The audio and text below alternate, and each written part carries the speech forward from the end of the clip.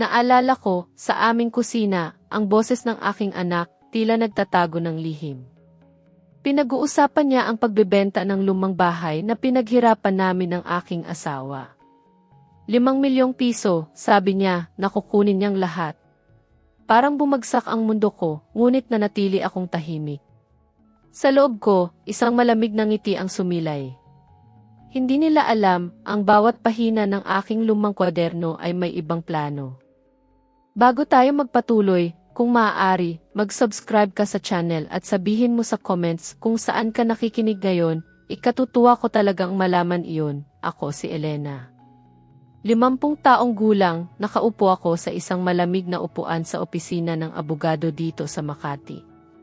Tahimik ang lahat. Ang hangin ay mabigat, tila may 2,000 salita na hindi masabi.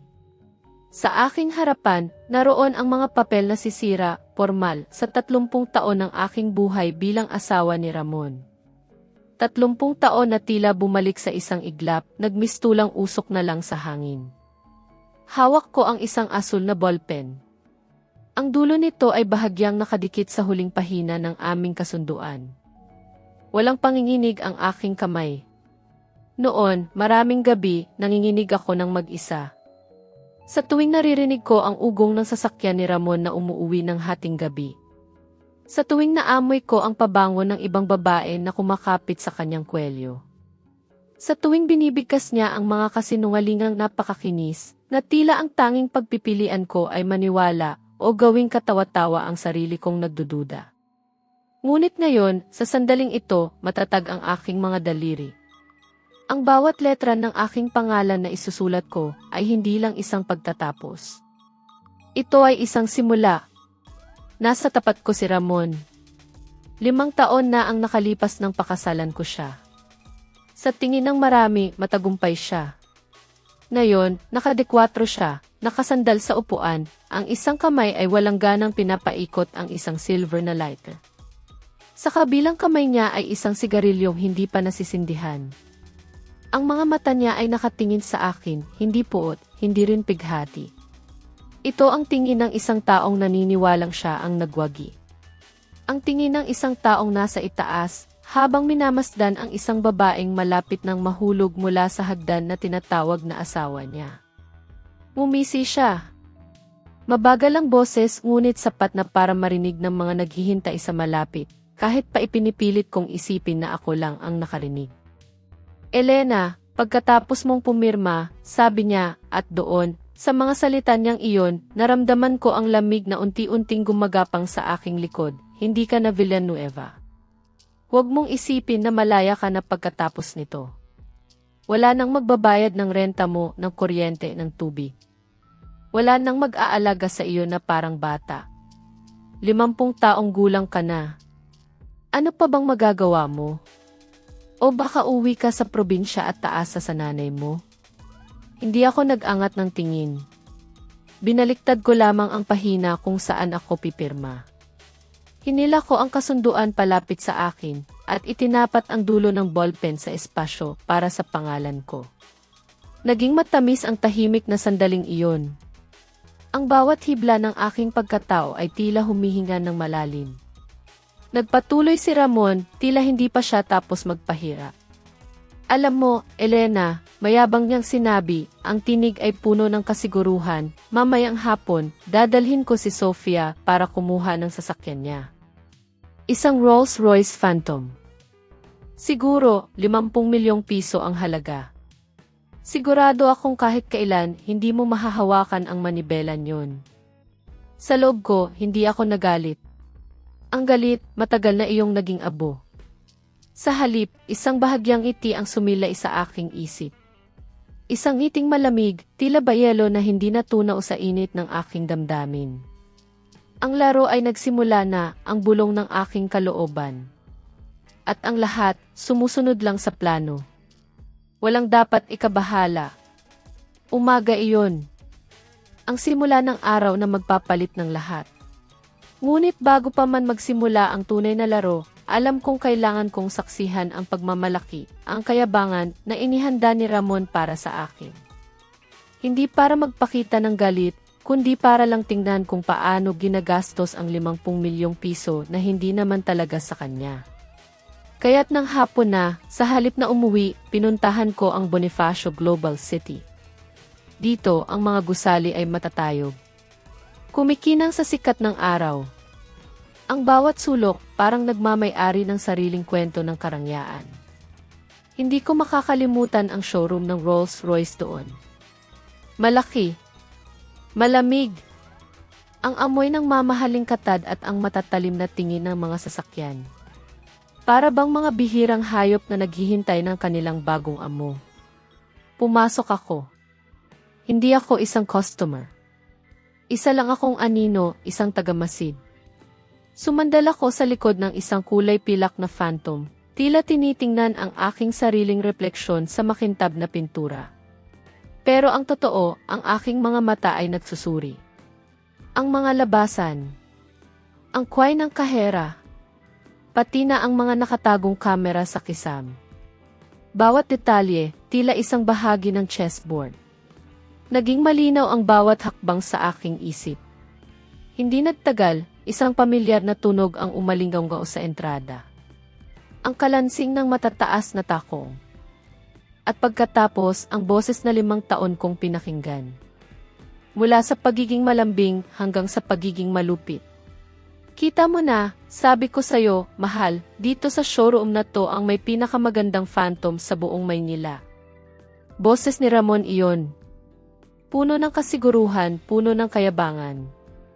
Pumasok si Ramon, kaakbay si Sofia. Ngayon, nakasuot siya ng isang itim na suit. Maayos. Ang uri ng suit na ako mismo ang nagpa-plan sa tuwing Lunes ng umaga. Para lang lumabas siya ng bahay na parang isang tunay na boss. Si Sofia naman, nakaputing hapit na bestida. Kulot ang buhok. Makapal ang pampaganda. Ang kanyang lakad, para bang nasa red carpet. Ang kanyang mga mata, nagniningning sa pagmamalaki habang inililibot ang showroom. Medyo tumagilid ako. Nagtago sa likod ng isang sasakyan. Sapat lang para hindi nila ako mapansin agad. Gusto kong makita sila. Sa sandali ng kanilang sukdulang kumpiyansa. Ang sandaling iyon ay tila isang litrato na mananatili sa aking alaala. Ang isang batang sales agent agad na lumapit sa kanila. Puno ng paggalang. Magandang hapon po, sir. Ma'am. Dito po ba kayo para tingnan ang phantom? Tumango si Ramon. Puno ng tiwala ang boses. Yung puti ang gusto ng asawa ko. Meron pa ba? Idiniin niya ang salitang asawa. Tila sinasadyang ipamukha ang nakaraang pinirmahan lang kaninang umaga. Napangiti si Sofia. Sumandal sa kanya. Nakakahiya ka naman, mahal. Lumingon si Sofia. At doon, nagtama ang aming mga mata. Sa isang iglap, nakita ko ang gulat sa kanyang mukha, na mabilis na napalitan ng paghamak. Hinila niya ang braso ni Ramon. Bumulong. Pero sapat na para marinig ko. Tingnan mo. Nandito rin siya. Siguro nakikiusyoso lang. Lumingon si Ramon. At nakita ako. Natigilan siya sandali. Tapos ay napatawa. Isang tawang mapakla. Ang tawa ng isang taong akala niya ay hawak na niya ang lahat. Elena, nandito ka rin pala. Lumabas ako mula sa pinagtataguan ko. Hinarap sila. Gusto ko ring tumingin ng sasakyan. Ngumisi si Sofia. Tiningnan ako mula ulo hanggang paa. Gusto mo rin ng Rolls-Royce. Pero parang masyadong mataas ang mga modelong ito para sa iyo, ate. Hindi ako sumagot. Tiningnan ko lang ang sales agent. Nagtanong ng mahinahon. Paano ang makina ng ghost na to? Hindi pa nakakasagot ang agent. Sumingit na si Ramon. Ang boses ay puno ng pagmamaliit. Nagbibiro lang yan. Asikasuhin mo muna kami. Kukunin namin ang phantom ngayon. Lumingon siya kay Sofia. Ang boses ay naging malambing. Kung gusto mo, bilhin natin.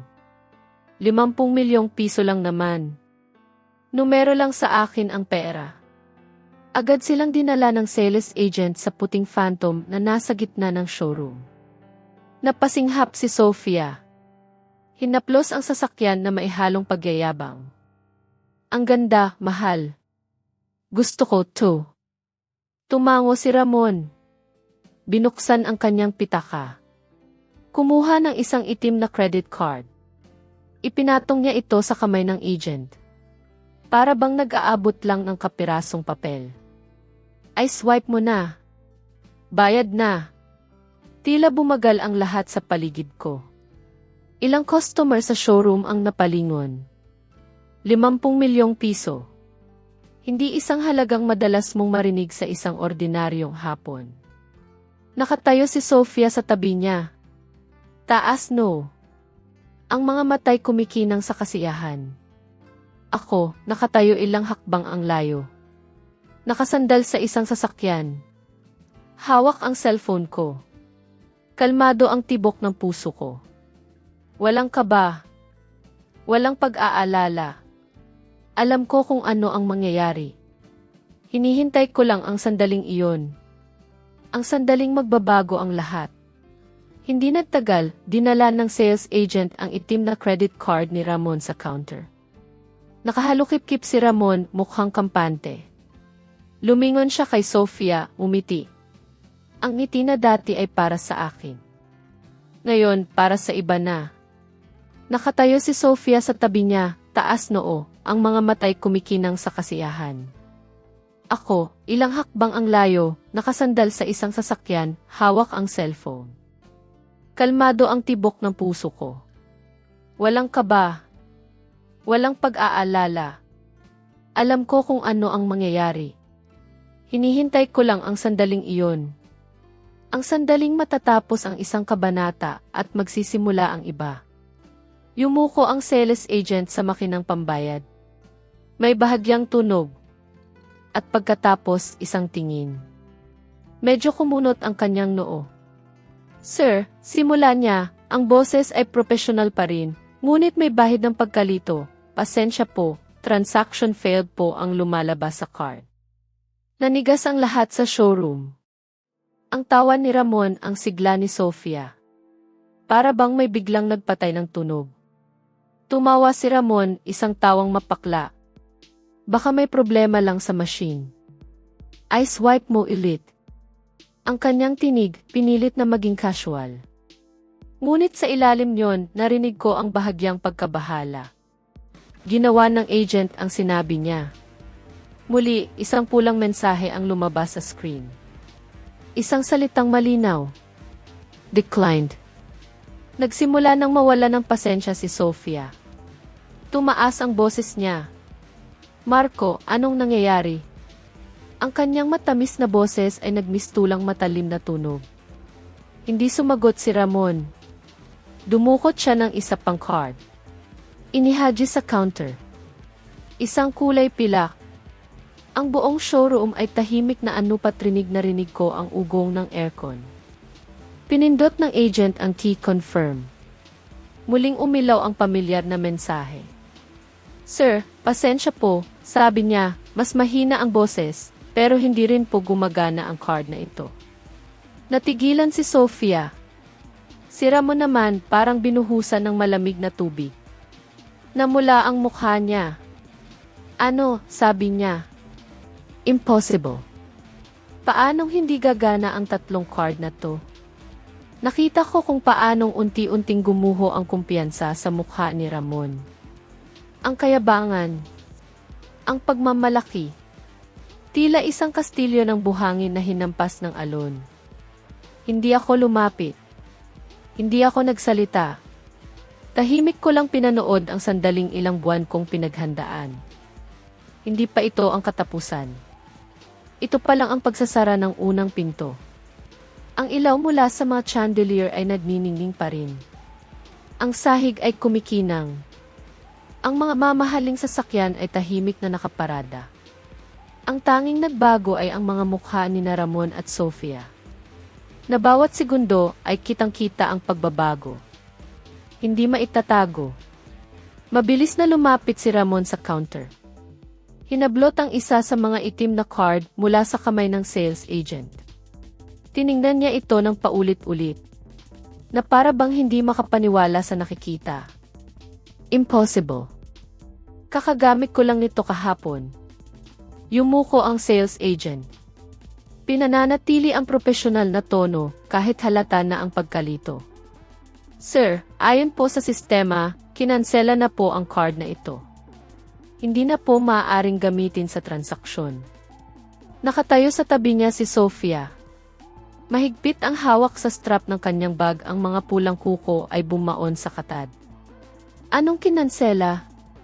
Sino ang maglalakas loob na kanselahin ang card ni Marco? Ang tanong na iyon ay umalinggaw-ngaw. Ngunit walang sumagot. Alam ko.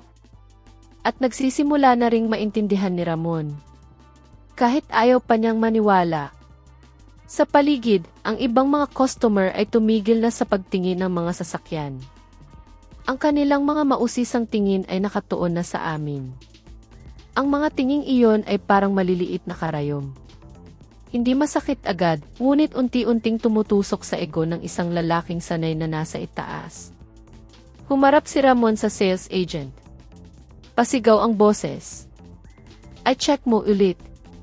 Ang 3 card na iyan, pinagsama-sama, ay may credit limit na higit ₱1,000,000. Paanong makakansela iyan? Lumingon ang agent. Dahan-dahang nag-type muli sa makina. Pagkaraan ng ilang sandali, nag-angat siya ng tingin. Mas mahina ang boses. Sir, pare-pareho po ang status ng 3 card. Hiningi po ng may-ari ng account na ikansela. Sa sandaling iyon, kitang-kita kong natigilan si Ramon.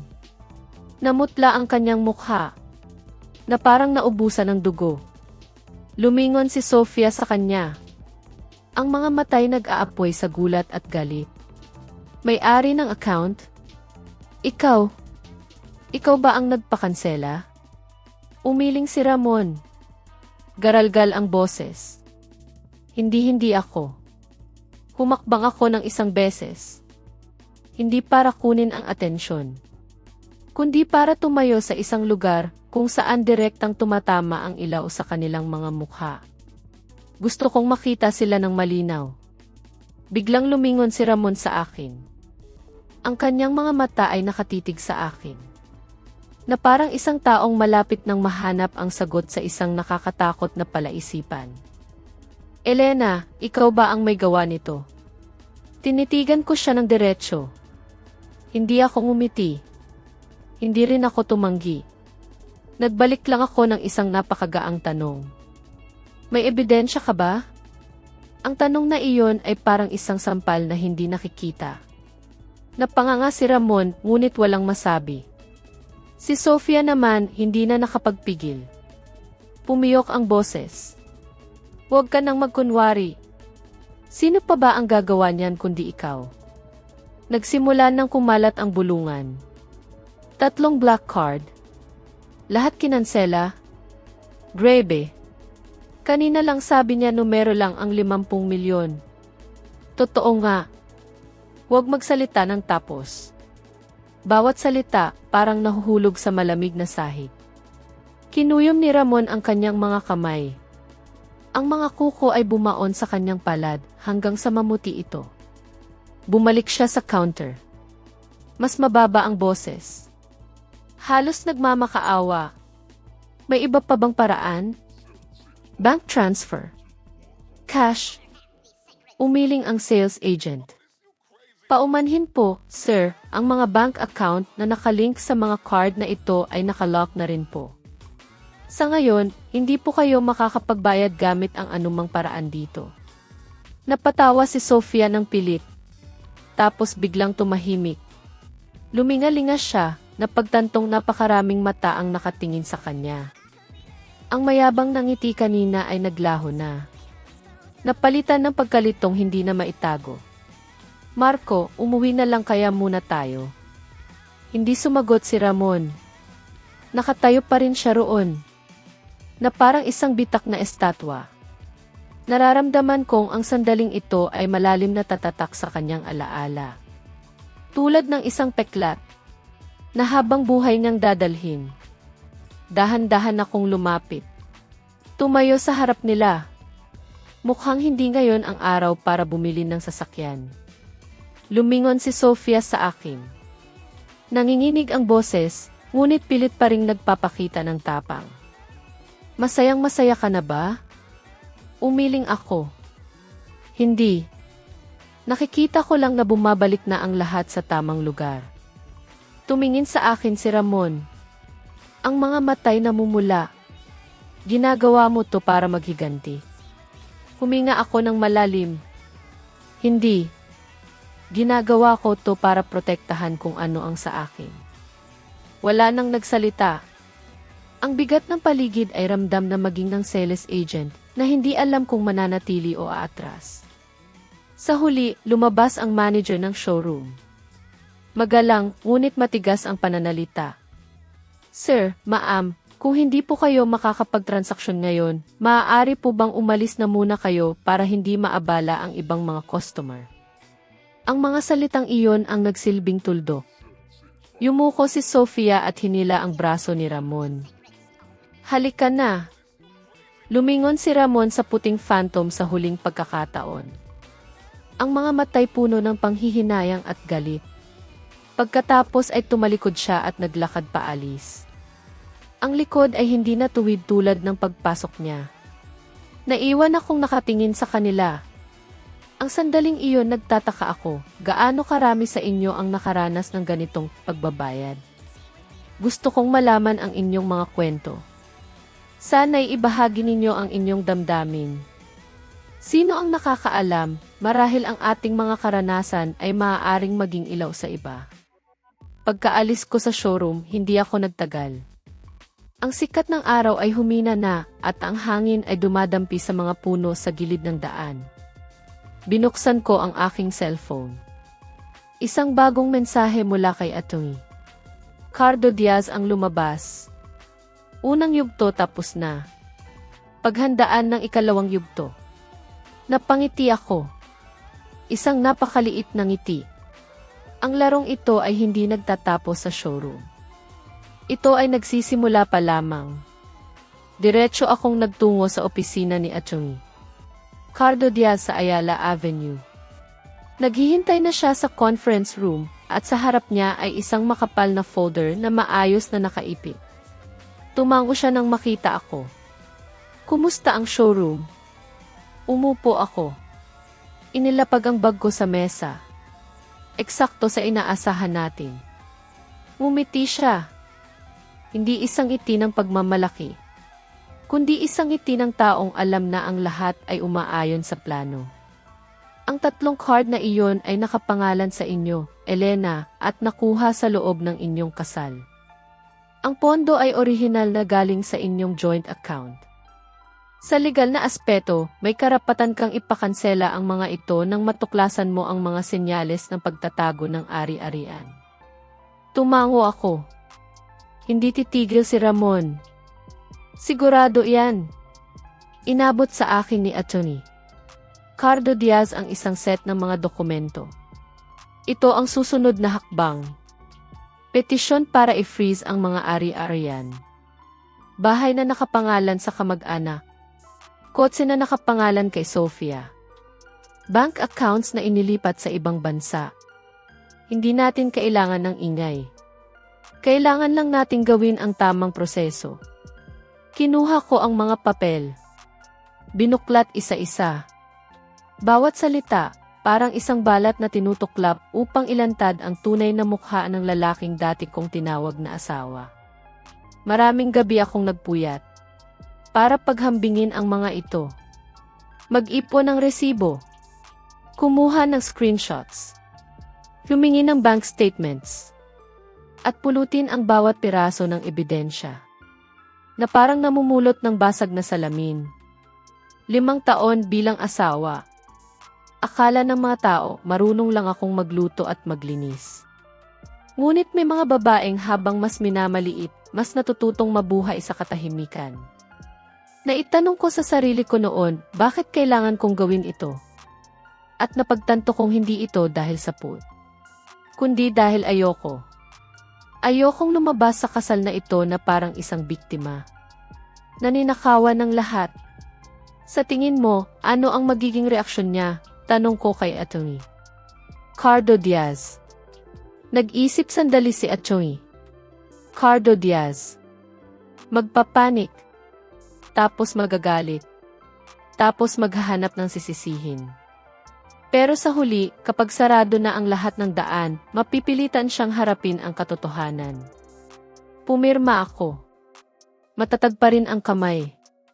Hindi na ako ang babaeng takot na mawala ng pamilya. Matagal lang nawala ang pamilyang iyon. Ngayon ko lang opisyal na inamin. Pag-alis ko sa opisina ng abogado, hindi pa ako nakakauwi, ay nagring na ang cellphone ko. Pangalan ni Ramon ang lumitaw sa screen.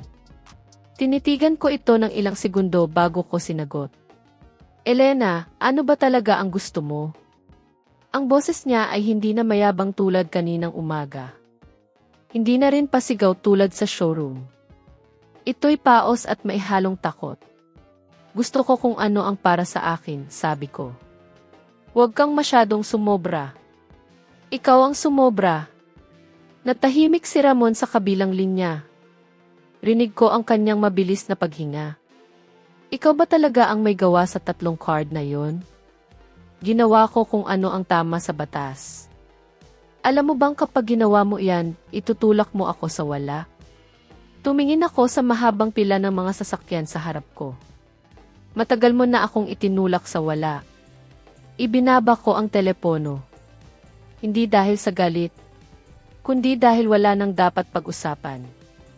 Nang gabing iyon, nakatanggap ako ng isa pang text mula kay Atty. Cardo Diaz. Naisumite na ang petisyon para sa asset freeze. Bukas, titingnan ng korte. Malaki ang posibilidad na aprubahan. Ibinaba ko ang cellphone, sumandal sa sofa sa loob ng tahimik kong apartment. Ang bahay na ito, na dating puno ng tawanan, ay unti-unting napuno ng nakabibinging katahimikan. Akala ko noon ang paghihiwalay ay katapusan. Ngayon, naiintindihan ko na, ito pala ay simula lamang ng pagbawi sa hustisya. Kinabukasan ng umaga, habang nagtitimpla ako ng kape, tumunog ang doorbell.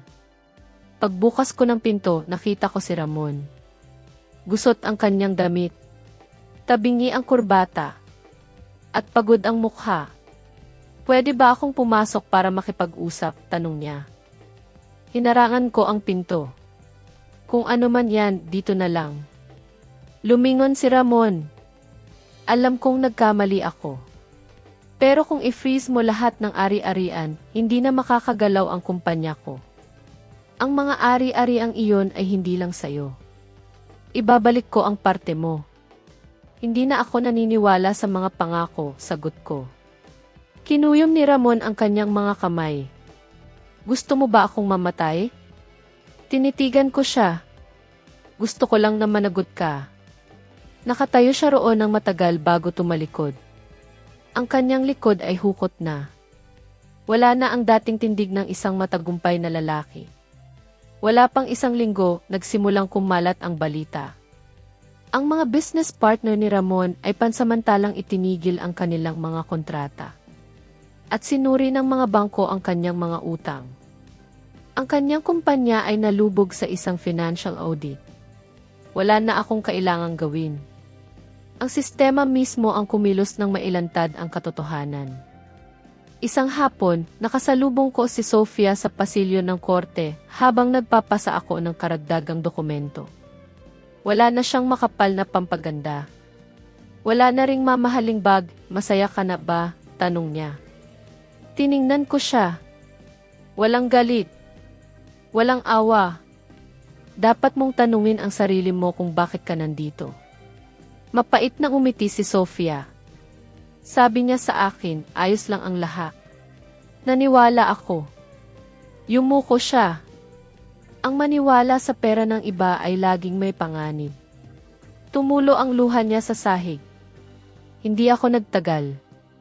Ang awa ay hindi makakatulong sa sinuman sa sandaling ito.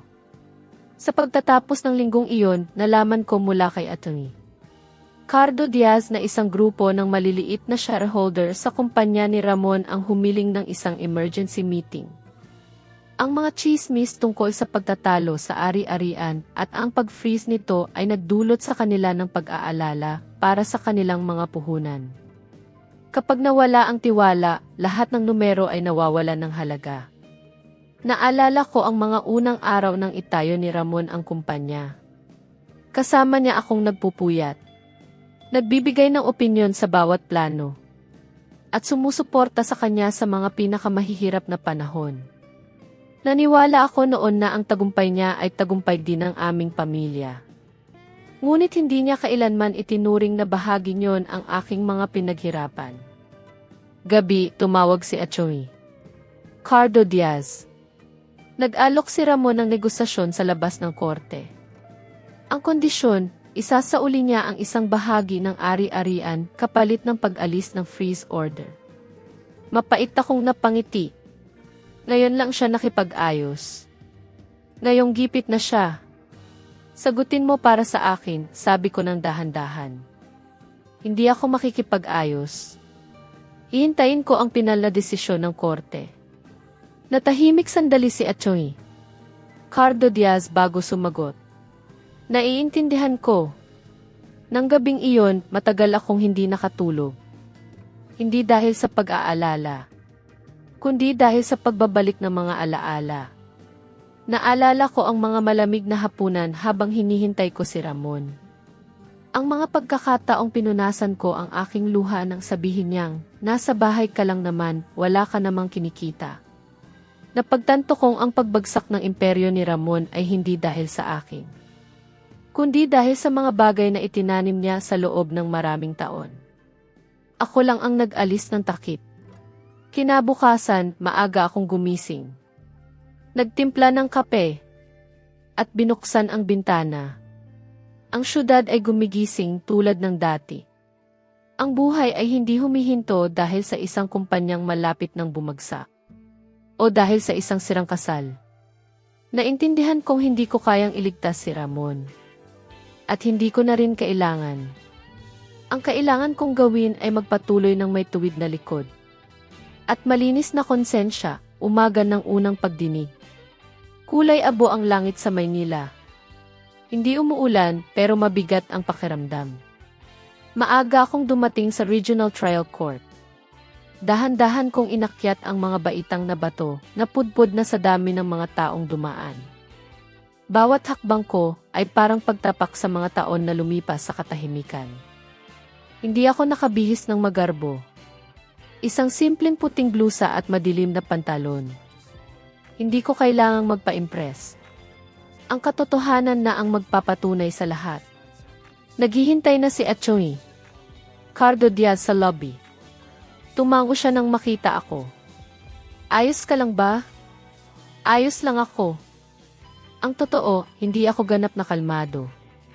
Ngunit hindi na ito takot. Ito ay focus.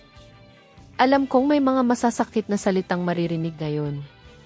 Mga tingin na susubok na ilagay ako sa alanganin. Alam ko rin kapag pumasok na rito, wala nang atrasan. Bumukas ang pinto ng korte. At pumasok ako. Ang amoy ng lumang kahoy at papel ay humalo sa hangin. Ang mga upuan para sa mga manonood ay unti-unting napuno. Sa kabilang panig, nakaupo na si Ramon kasama ang kanyang abogado. Mas payat siya kaysa huli ko siyang makita. Maitim ang ilalim ng kanyang mga mata. At ang kanyang suit ay hindi na plansado. Nang magtama ang aming mga mata, mabilis siyang umiwas. Pumasok ang hukom. Tumayo ang lahat. Nang pumalo ang gavel, napagtanto kong hindi na ito tungkol lang sa amin ni Ramon. Ito na ang lugar kung saan bawat salita ay may pananagutan. Sinimulan ng hukom ang pagdinig, pantay at seryoso ang boses. Ngayong araw, dinidinig ng korte ang petisyon ng nagsasakdal ukol sa pagtukoy ng ari-ari ang konjugal at ang iligal na paglilipat ng mga ito. Tumayo si Atty. Cardo Diaz. Malinaw na ipinaliwanag ang bawat punto. Ipinakita sa screen ang bawat bank statement. Bawat kontrata ng bahay na nakapangalan sa kamag-anak ni Ramon. Ngunit ang pondo ay galing sa aming joint account. Bawat malaking transfer sa account ni Sofia, lahat ay walang pahintulot mula sa aking kliyente. Ang mga transaksyong ito ay tuloy-tuloy na nangyari sa loob ng 3 taon na may kabuuang halaga na 10 milyong piso, matatag na sabi ni Atty. Cardo Diaz. Ang aking kliyente ay may sapat na legal na basehan upang hilinging ipawalang bisa at bawiin ang mga ito. Tumayo ang abogado ni Ramon para tumutol. Ang aking kliyente ay naninindigang ito ay mga personal na gastusin, hindi para itago ang ari-arian. Tumingin ang hukom kay Ramon. Ginoong Villanueva, may komento po ba kayo? Tumayo si Ramon. Nakapatong ang 2 kamay sa mesa. Inaamin kong may mga nailipat akong pera. Pero pera ko iyon na pinaghirapan. May karapatan akong gamitin. Rinig ko ang bahagyang panginginig ng boses niya sa huling salita. Agad na naglabas ng isa pang dokumento si Atty. Cardo Diaz. Pahintulot po ng korte. Ito po ang mga papeles na nagpapatunay na ang paunang pondo para sa mga negosyo ni Ginoong Villanueva ay kasama ang kita ni Ginang Elena sa panahon ng kanilang kasal. Tumingin ako sa screen at nakita ang mga pamilyar na numero. Ang sahod ko, ang ipon ko, na idinagdag ko sa aming pondo. Bawat maliit na halaga na natunaw sa malalaking gastusin. Dati, hindi ko naisip na kailangan kong itago ang mga patunay na iyon. Ngunit kapag ang tiwala ay nasira, natututo kang protektahan ang iyong sarili. Tumango ang hukom. Nagsusulat. Ginoong Villanueva, may tugon po ba kayo sa dokumentong ito? Natahimik si Ramon. Nakayuko. Naging mabigat ang hangin sa loob ng korte. Naramdaman ko ang mga tingin ng mga tao sa paligid. May pag-uusisa. May awa. May pagdududa. Hindi ko pinansin. Nakatuon lang ako sa bawat tanong at sagot. Nang ako na ang tinawag, tumayo ako. Wala po akong hinihiling na anuman maliban sa kung ano ang nakasaad sa batas, sabi ko ng dahan-dahan. Gusto ko lamang na ang mga ari-ari ang naipundar sa panahon ng aming kasal ay mahati ng patas. Hindi ako pumapayag na gamitin ang mga ito para sa isang relasyon sa labas ng kasal. Tumingin sa akin ang hukom. Walang emosyon ang mga mata, ngunit nakikinig. May ebidensya po ba kayo tungkol sa relasyon sa labas ng kasal? Nagpatuloy si Atty. Cardo Diaz. Mga resibo ng hotel. Booking history. Mga text message. Hindi ako tumingin sa screen sa mga sandaling iyon. Masyado ko na iyong nakita ng maraming beses. Matigas na tumutol ang abogado ni Ramon. Ang mga ebidensyang iyan ay paglabag sa privacy. Pumalo ang hukom. Ito ay isang kasong sibil na may kinalaman sa ari-arian. Ang mga ebidensyang ito ay direktang may kaugnayan sa motibo ng paglilipat ng pondo. Tinatanggap ng korte. Umupo si Ramon. Bumagsak ang kanyang mga balikat. Kitang-kita ko ang sandaling gumuho ang huling maskaran ng kanyang kumpiyansa. Wala na ang sapat na dahilan kapag mga numero at dokumento na ang kalaban mo. Ipinagpaliban ang pagdinig para sa paunang deliberasyon. Tumayo ang mga tao. Naging maingay ang korte. Nanatili akong nakaupo. Magkahawak ang mga kamay. Hindi ako nagdasal. Pinaalalahanan ko lang ang sarili kong huminga. Lumingon sa akin si Atty. Cardo Diaz. Malaki ang posibilidad na pananatilihin ng korte ang freeze order. Iyon lang ang kailangan ko. Ilang minuto ang lumipas, bumalik ang hukom. Napagdesisyonan ng korte na ipagpatuloy ang pagpapatupad ng temporary restraining order sa pag-freeze ng mga kaugnay na ari-arian habang hinihintay ang pinal na hatol. Pumalo ang gavel.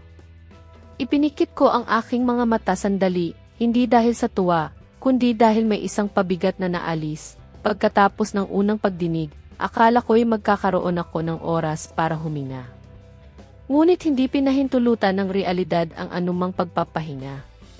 Ang makina na tinatawag na bunga ng mga ginawa ay nagsimula ng umandar. At kapag ito'y umikot na, walang sino man ang madaling makakapigil dito. Ang mga sumunod na pangyayari ay hindi na sa loob ng korte, kundi kumalat na sa mundo ng negosyo. Ang entabladong dating ipinagmamalaki ni Ramon na sa kanya lamang. 2 araw lamang pagkatapos ng pagdinig, walang tigil ang pagring ng aking telepono.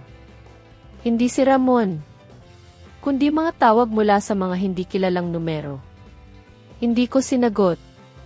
Alam kong kapag naamoy ng mga kasosyo ang panganib, hahanap sila ng paraan para kumpirmahin ito mula sa iba't ibang panig. At sa mga panahong ito, ang pananahimik ang pinakamahusay na pagpipilian. Nakipagkita sa akin si Atty. Cardo Diaz sa isang pamilyar na coffee shop malapit sa kanyang opisina. Maaga akong dumating. Pumili ng isang sulok at umorder ng kape barako. Pagdating niya, kalmado ang kanyang mukha. Ngunit ang kanyang mga mata ay nagpapakita ng matinding focus. Nagsimula na, sabi niya agad pagkaupo.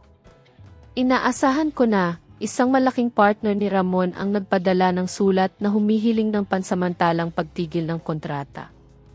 Ang dahilan nila ay ang legal na panganib na may kinalaman sa pagtatalo sa ari-arian. Hinalo ko ang aking kape. Ang yelo ay tumatama sa gilid ng baso. Isa lang. Umiling si Atty. Cardo Diaz. 3. At madaragdagan pa. Hindi ako nagulat. Sa negosyo, maaaring tanggapin ng mga tao ang isang partner na mainitin ang ulo. Ambisyoso. O kahit na may kaduda-dudang paraan. Ngunit bihirang may tatanggap sa isang taong naka-freeze ang mga ari-arian. At nahaharap sa panganib ng isang mahabang kaso. Ang pera ay maaaring kitain muli. Ngunit ang tiwala, hindi. Nang hapong iyon, nakatanggap ako ng mensahe mula sa isang dating kakilala sa mundo ng negosyo, na dati nakatrabaho ni Ramon. Miss Elena, narinig kong may problema sa panig ni Ramon. Ayos ka lang ba? Binasa ko ang mensahe, ngunit hindi sumagot. Hindi ko kailangan ng awa. At hindi ko rin kailangang magpaliwanag. Ang katotohanan ay may sarili ng paraan upang lumabas. 2 araw ang lumipas. Aksidente akong napadaan sa gusali kung saan matatagpuan ang opisina ni Ramon. Hindi ko sinasadya na traffic lang sa karaniwang ruta ko. Mula sa labas, nakita ko ang mga empleyadong labas-masok na may mabibigat na mukha. May ilan na nagbubulungan. Ang tensyon sa paligid ay ramdam na kahit sa panonood lang. Nang gabing iyon, muling tumawag si Ramon. Sa pagkakataong ito, sinagot ko. Elena, maaari mo bang sabihin sa abogado mo na dahan-dahan lang? Pagod ang kanyang boses. Wala na ni katiting na kayabangan. Dahan-dahan sa ano? Umaatras ang mga partners ko. Tawag ng tawag ang bangko. Hindi nakakayanin ang kumpanya. Dapat kausapin mo ang abogado mo. Mas alam mo kaysa kanino man. Kung magtatagal pa ito, mawawala sa akin ang lahat. Tumingin ako sa labas ng balkonahe. Sa mga ilaw ng syudad. Naisip mo ba yan noong naglilipat ka ng pera sa iba? Matagal na natahimik si Ramon. Gusto ko lang protektahan ang imahe ko. Ang imahe ay hindi kayang bumuhay ng isang kumpanya. Ibinaba ko ang telepono. Kinabukasan, ipinadala sa akin ni Atty. Cardo Diaz ang buod ng sitwasyon. Isang strategic partner ni Ramon ang opisyal na nag-anunsyo ng pagputol ng ugnayan. Isang bangko ang naghigpit sa kanyang credit line. Isang malaking proyekto ang ipinagpaliban ng walang taning. Isa-isang natanggal ang mga mahahalagang bahagi na nagdulot ng pagyanig sa makinang pinaghirapang itayo ni Ramon. Wala akong naramdamang tuwa. Ang naramdaman ko ay isang kalungkutang mahirap ipaliwanag. Nalungkot ako. Para sa isang lalaking nasa kanya na ang lahat. Ngunit siya mismo ang sumira nito dahil sa ego at kasakiman. Isang hapon, muli kong nakita si Sofia. Hindi sinasadya, kundi nagkataon lang. Sa labas ng opisina ng abogado. Nakaupo siya sa waiting area. Yakap ang isang lumang bag. At ang mukha niya ay hagardo. Nang makita niya ako, bigla siyang tumayo. Panalo ka na ba? Hindi pa ako nananalo. Sabi ko. Malapit nang bumagsak ang kumpanya ni Ramon. Tiningnan ko siya. At nakita ko ang isang batang babaeng mas nalilito kaysa dapat sisihin. Dapat alagaan mo ang sarili mo. Hindi pa ba sapat sa'yo? Nanginginig ang boses niya. Wala na siyang natira. Binabawi ko lang kung ano ang sa akin. Yumuko si Sofia. Tumulo ang luha sa sahig. Hindi ako nagtagal. Ang awa ay hindi makakatulong sa sinuman sa sandaling ito. Sa pagtatapos ng linggong iyon, nalaman ko mula kay Atty. Cardo Diaz na isang grupo ng maliliit na shareholder sa kumpanya ni Ramon ang humiling ng isang emergency meeting. Ang mga chismis tungkol sa pagtatalo sa ari-arian at ang pag-freeze nito ay nagdulot sa kanila ng pag-aalala para sa kanilang mga puhunan. Kapag nawala ang tiwala, lahat ng numero ay nawawala ng halaga. Naalala ko ang mga unang araw ng itayo ni Ramon ang kumpanya. Kasama niya akong nagpupuyat. Nagbibigay ng opinyon sa bawat plano. At sumusuporta sa kanya sa mga pinakamahihirap na panahon. Naniwala ako noon na ang tagumpay niya ay tagumpay din ng aming pamilya. Ngunit hindi niya kailanman itinuring na bahagi niyon ang aking mga pinaghirapan. Gabi, tumawag si Atty. Cardo Diaz. Nag-alok si Ramon ng negosasyon sa labas ng korte. Ang kondisyon, isasauli niya ang isang bahagi ng ari-arian kapalit ng pag-alis ng freeze order. Mapait akong napangiti. Ngayon lang siya nakipag-ayos. Ngayong gipit na siya. Sagutin mo para sa akin, sabi ko ng dahan-dahan. Hindi ako makikipag-ayos. Ihintayin ko ang pinal na desisyon ng korte. Natahimik sandali si Atty. Cardo Diaz bago sumagot. Naiintindihan ko. Nang gabing iyon, matagal akong hindi nakatulog. Hindi dahil sa pag-aalala, kundi dahil sa pagbabalik ng mga alaala. Naalala ko ang mga malamig na hapunan habang hinihintay ko si Ramon. Ang mga pagkakataong pinunasan ko ang aking luha nang sabihin niyang, nasa bahay ka lang naman, wala ka namang kinikita. Napagtanto kong ang pagbagsak ng imperyo ni Ramon ay hindi dahil sa akin, kundi dahil sa mga bagay na itinanim niya sa loob ng maraming taon. Ako lang ang nag-alis ng takip. Kinabukasan, maaga akong gumising.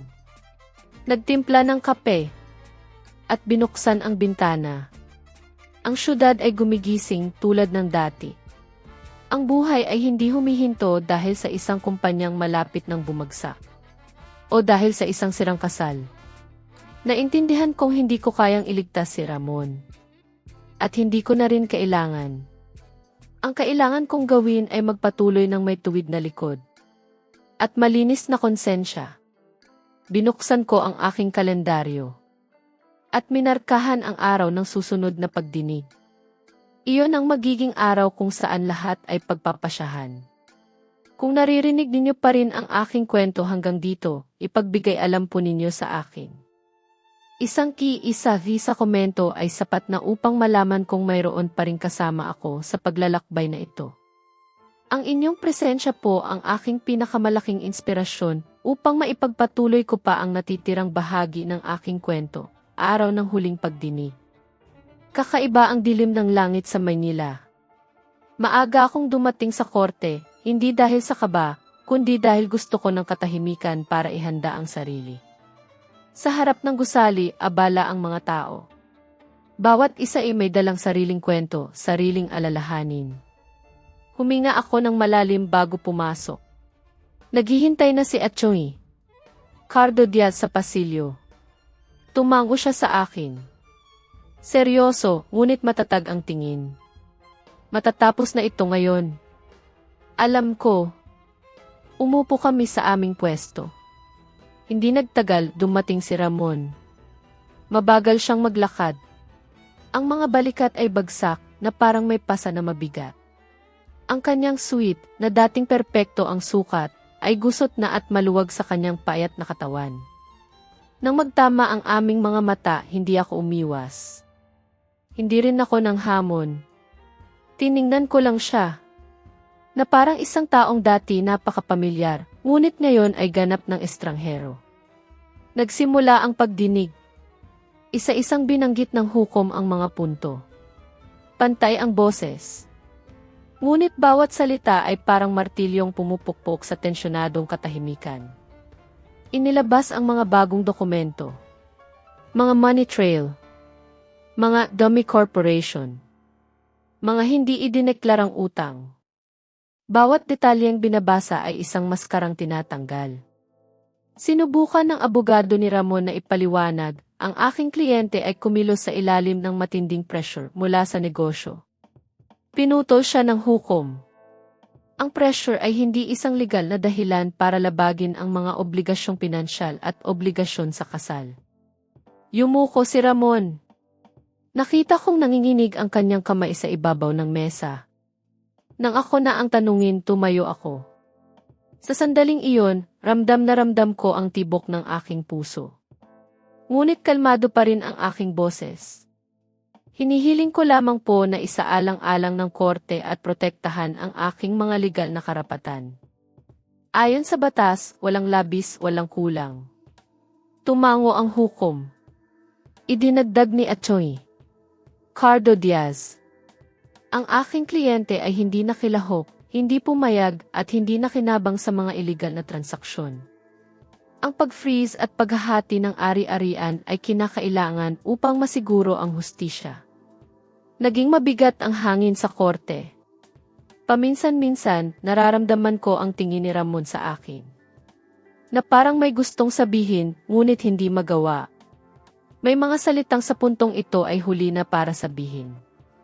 Pagkatapos ng mga presentasyon, binigyan ng pagkakataon ang magkabilang panig para sa huling pahayag bago magdelibera ang korte. Humingi ng ilang minuto ang abogado ni Ramon para sa kanyang kliyente. Tumayo si Ramon. Paos at mahina ang boses. Inaamin kong nagkamali ako. Ngunit umaasa akong bibigyan ako ng korte ng pagkakataong magbagong buhay. Natahimik ang lahat. Tanong ng hukom, may gusto po ba kayong sabihin sa nagsasakdal? Lumingon si Ramon sa akin. Elena, patawad. 4 na salita lang. Walang luha. Walang pagmamakaawa. Tiningnan ko siya. Wala nang alon sa aking dibdib. Tinatanggap ko ang iyong paghingi ng tawad, sabi ko. Ngunit ang paumanhin ay hindi kayang palitan ang pananagutan. Ipinikit ni Ramon ang kanyang mga mata. Ipinagpaliban ang pagdinig para sa deliberasyon. Nanatili akong nakaupo. Nakapatong ang mga kamay sa aking hita. Biglang bumalik ang mga alaala. Mga gabing hinihintay ko siya. Mga pagkakataong kinukumbinsi ko ang sarili kong magiging maayos din ang lahat. Ngunit ngayon, alaala na lang ang mga iyon. Wala nang bigat. Lumapit sa akin si Atty. Cardo Diaz. Ano man ang maging resulta, ginawa mo ang tama. Hindi ko na kailangan ng kumpirmasyon mula sa iba, sagot ko. Tila napakatagal ng paghihintay. Pagbalik ng hukom, tumayo ang lahat. Rinig na rinig ko ang tibok ng aking puso.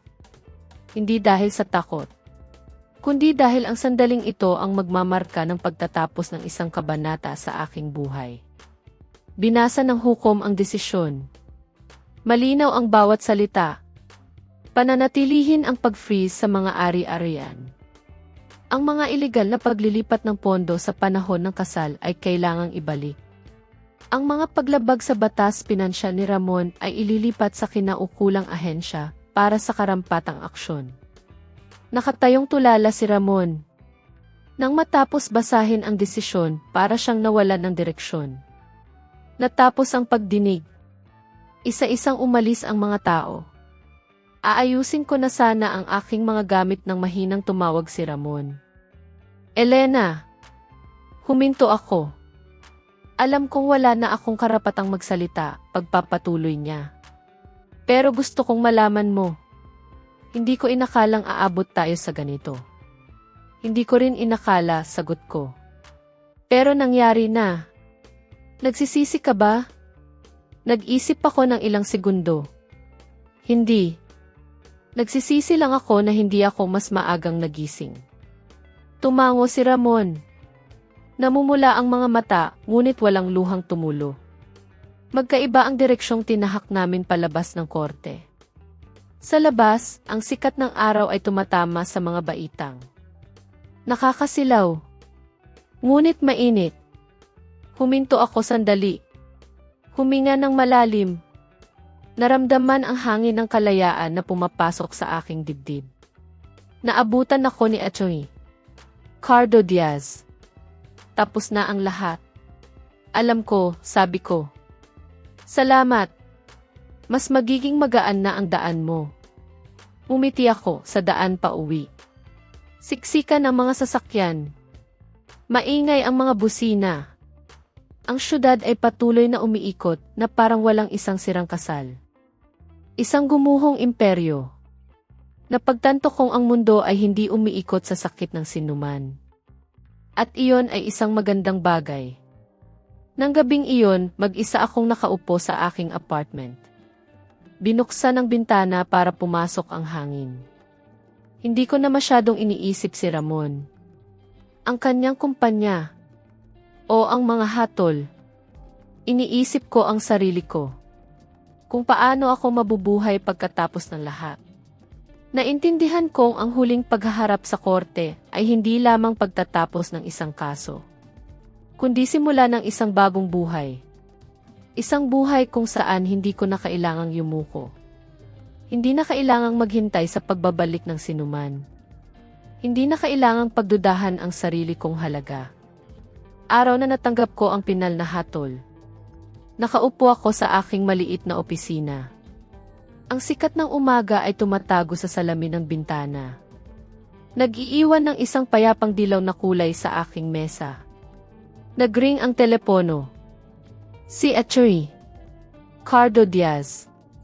Sinagot ko. At bago pa ako makapagsalita, malinaw na ang kanyang boses. May bisa na ang hatol. Natahimik ako ng ilang segundo. Ang resulta, ayon sa inaasahan, tama. Lahat ng ari-arian. Ang konjugal na iligal na inilipat ay kailangang ibalik. Mananatili ang freeze order hanggang sa matapos ang pagpapatupad ng hatol. Ang mga kasong pinansyal ni Ramon ay ililipat na sa kinaukulan. Ipinikit ko ang aking mga mata. Hindi dahil sa emosyon, kundi dahil sa isang malaking ginhawa sa aking dibdib. Isang pabigat na ilang buwan kong dinala ay sa wakas ay naibaba na. Salamat, sabi ko. Hindi mo kailangang magpasalamat. Iyan ang karapatan mo. Pagkatapos ng tawag, matagal akong nakaupo. Hindi ako umiyak. Hindi rin ako nagdiwang. Sa halip, isang malalim na katahimikan ang namayani sa akin. Tulad ng isang lawa pagkatapos ng malakas na ulan. Napagtanto kong may mga tagumpay na hindi nadudulot ng galak, kundi ng isang kinakailangang pagtatapos. Nang hapong iyon, nakatanggap ako ng text mula kay Ramon. Isang maikling mensahe. Talo na ako. Tiningnan ko ang mga salitang iyon. At hindi sumagot. Hindi dahil sa paghamak, kundi dahil naiintindihan ko na lahat ng salita sa puntong ito ay wala ng kahulugan. Panalo o talo. Tama o mali. Napagdesisyonan na ng batas. Ang natitira ay kailangang pasanin ng bawat isa. Ilang araw ang lumipas. Narinig kong opisyal nang nagsara ang kumpanya ni Ramon. Isa-isang umalis ang mga empleyado. At ang ilang mga kasosyo ay nagpadala ng demand letter. Ang mga pinagkakautangan niya ay nagsimula ng maningil. Mula sa isang taong laging nasa gitna ng mga magagarbong pagtitipon, ngayon ay kinakaharap na ni Ramon ang hubad na katotohanan ng isang ganap na pagbagsak.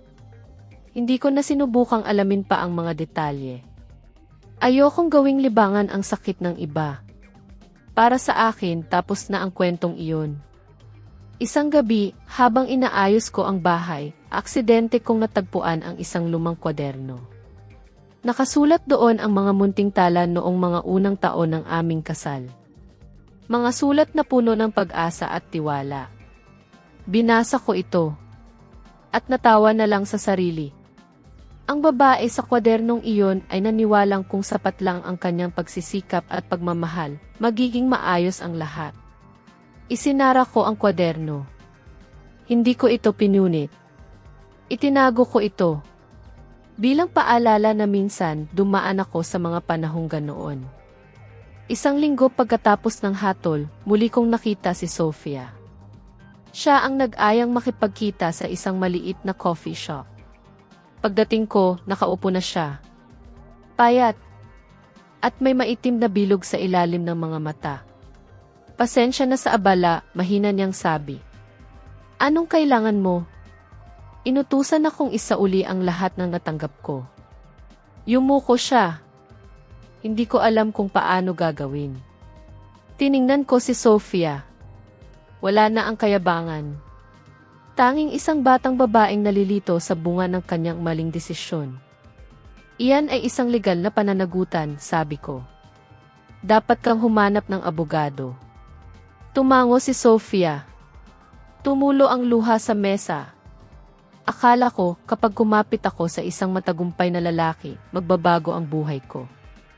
Walang shortcut sa buhay, sagot ko. Hindi na kami nag-usap ng matagal. Ang pagkikitang iyon ay hindi para sa pakikipag-ayos o paninisi, kundi isang tahimik na tuldok sa huling ugnayan namin. Pauwi, marami akong naisip.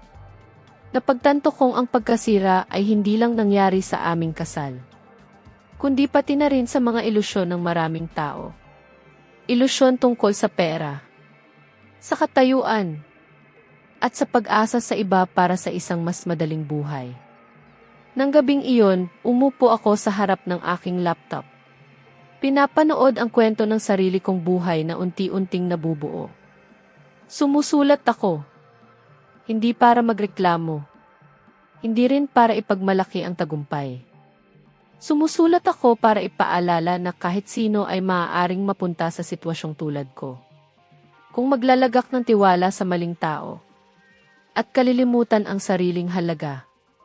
Pagkatapos ng lahat, ang natutunan ko ay hindi kapaitan, kundi pagiging mulat. Naintindihan kong matutulungan ako ng batas na bawiin ang aking mga ari-arian. Ngunit ako lang ang makakatulong sa sarili kong bawiin ang aking buhay. Nagsimula akong magplano para sa mga susunod na araw. Isang bagong trabaho. Isang bagong ritmo ng buhay. Wala nang kumokontrol sa aking mga gastusin. Wala nang minamaliit ang aking mga pagsisikap. Ako na ang nagdedesisyon sa lahat. Mula sa pinakamaliit na bagay. May mga gabing naaalala ko pa rin si Ramon. Hindi nang may galit, kundi nang may pakiramdam ng distansya. Minahal ko ang lalaking iyon. Totoo iyon. Ngunit hindi ko na mahal ang kung sino siya ngayon. At hindi ko na rin kailangan. Ang ganap na pagkasiran na iyon ay naging daan para ako'y muling isilang. Kung hindi dahil doon, marahil ay nabubuhay pa rin ako sa isang hungkag na kasal. Niloloko ang sarili gamit ang salitang pamilya. Pagkatapos ng bisa ng hatol, ang buhay ko ay hindi biglang naging maningning o magaan. Tulad ng inaakala ng marami. Walang mga paputok. Walang nagdiwang na nanalo ako. Lahat ay tahimik na nangyari. Halos may pakiramdam ng kawalan. Kapag ang isang kasal ay winakasan ng batas, ang nawawala ay hindi lang isang asawa, kundi isang buong nakasanayan. Isang ritmo ng buhay na tumagal ng maraming taon. Sa mga unang araw, maaga akong gumigising. Kahit wala nang ipaghahandang almusal. Wala nang hihintayin. Nagtitimpla pa rin ako ng kape. Binubuksan ang bintana. At pinapanood ang mga sasakyan sa labas. Ngunit hindi tulad ng dati. Hindi ko na nararamdaman na naiwan ako. Alam kong bawat umaga na gumigising ako ay para sa aking sarili. Hindi para gampanan ang isang papel. Sinimulan kong ayusin ang apartment. Hindi para burahin ang mga bakas ni Ramon. Kundi para ayusin ang aking sarili. Ang mga damit niyang naiwan, itiniklop ko. At inilagay sa isang kahon.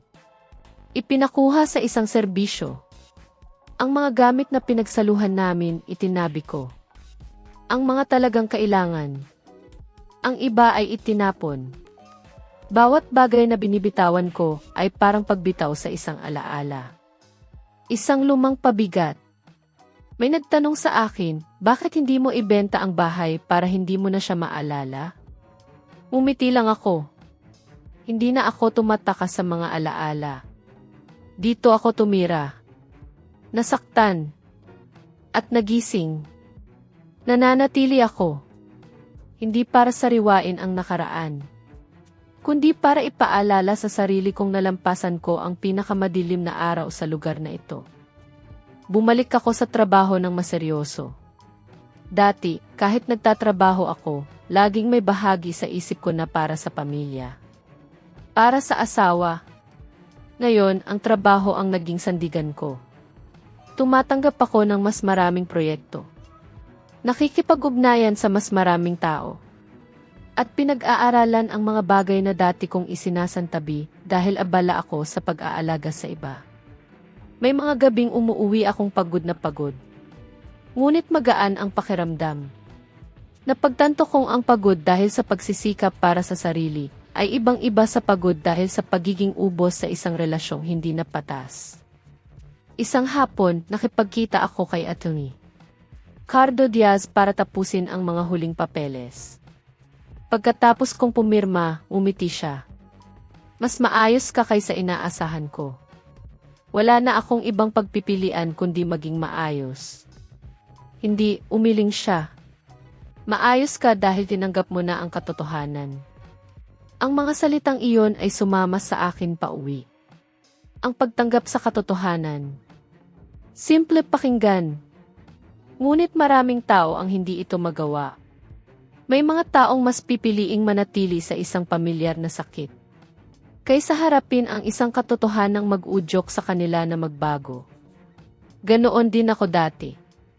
Nagsimula rin akong maglaan ng mas maraming oras para sa aking pamilya. Mas madalas kong binibisita ang aking ina, si Aling Nena, sa probinsya. Kasama siyang nagluluto. At nakikinig sa kanyang mga lumang kwento. Hindi niya ako tinanong tungkol kay Ramon. Minsan lang, habang naghugas ako ng pinggan, sinabi niyang, pumayat ka. Ayos lang po ako, Nay.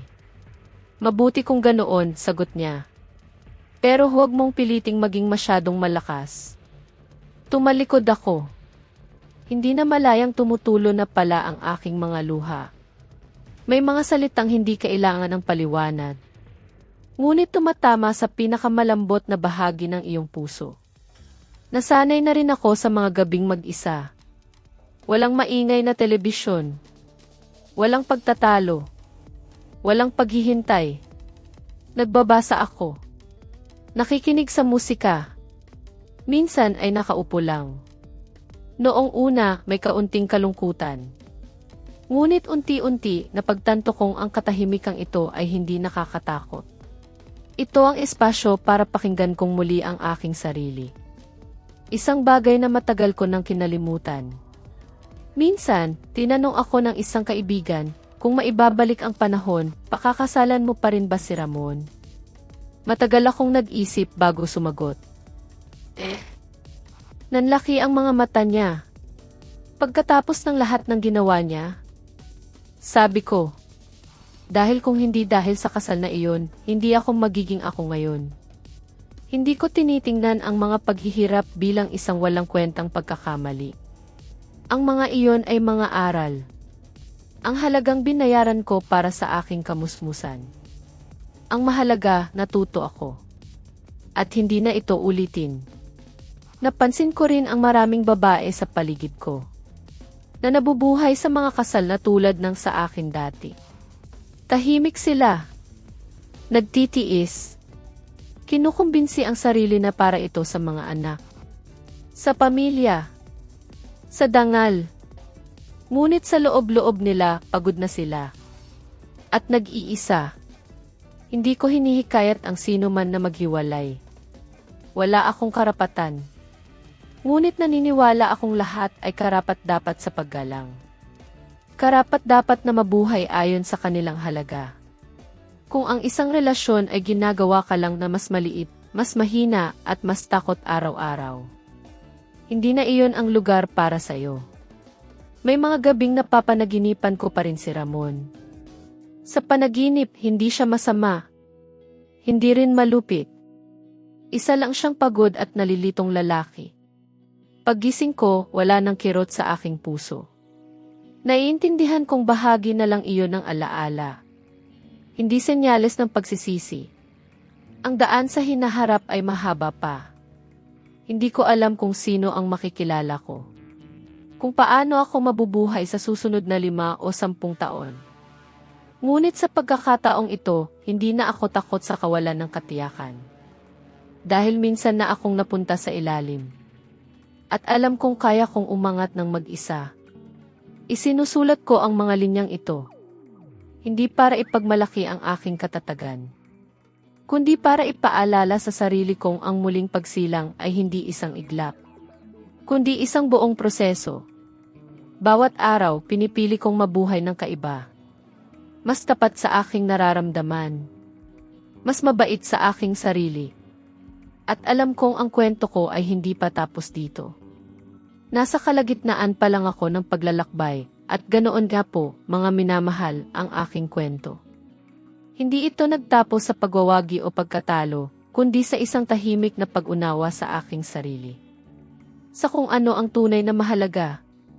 Ang kalayaan pala, hindi ito makikita sa pagputol ng ugnayan o sa pagkamit ng tagumpay sa korte. Kundi sa sandaling hindi mo na kailangang talikuran ang iyong sarili para lang manatili sa buhay ng iba. Siguro may naantig din sa inyong puso ang aking mga pinagdaanan. Marahil ay may sarili din kayong mga alaala o aral na napulot. Kung may nais kayong ibahagi o kung may kapareho kayong naramdaman, ang tahimik na tinig ng ating kalooban ang magkakaintindihan. Ang paglalakbay ng pagtuklas sa sarili ay hindi kailangang mag-isa.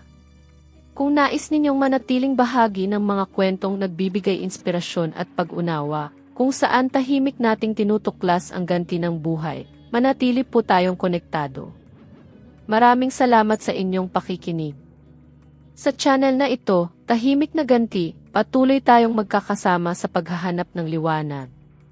Ang video na ito ay isang kathang-isip na kwento na hango sa mga karanasan sa buhay. Hindi ito ginawa upang husgahan ang sinuman, kundi upang maging tahimik na paanyaya sa pagninilay tungkol sa buhay at sa pakikitungo natin sa kapwa. Ang mga tauhan, pangalan, at lugar ay walang kaugnayan sa tunay na buhay at binago upang hindi makapinsala sa kaninuman. Naway makatulong ang kwentong ito upang kahit saglit ay maalala mo ang sarili mong buhay at ang mga mahalaga sa iyo.